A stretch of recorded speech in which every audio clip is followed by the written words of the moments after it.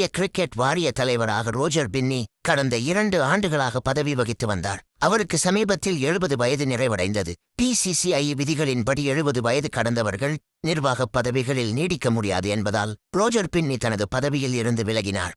இதையடுத்து துணைத் தலைவர் ராஜீவ் சுக்லா தற்காலிக PCCI தலைவராக பொறுப்பேற்றுள்ளார். இதற்கிடையே புதிய தலைவரை தேர்வு செய்வதில் இந்திய கிரிக்கெட் வாரியம் ஆர்வம் காட்டி வருகிறது. இந்நிலையில் PCCI புதிய தலைவராக இந்திய கிரிக்கெட் அணியின் ஜாம்பவான் சச்சின் டெண்டுல்கர் நியமிக்கப்பட உள்ளதாக தகவல் வெளியாகியுள்ளது. சமீபத்தில் இங்கிலாந்தில் நடந்த ஆண்டர்சன் டெண்டுல்கர் டிராபி டெஸ்ட் தொடரின் போது சச்சின் டெண்டுல்கருடன் இதுகுறித்து பேச்சுவார்த்தை நடந்துள்ளது. அதன்படி சச்சினும் இதற்கு ஒப்புக்கொண்டதாக தகவல் வெளியாகியுள்ளது. விரைவில் சச்சின் நியமனம் தொடர்பான அதிகாரப்பூர்வ அறிவிப்பு வெளியாக உள்ளது.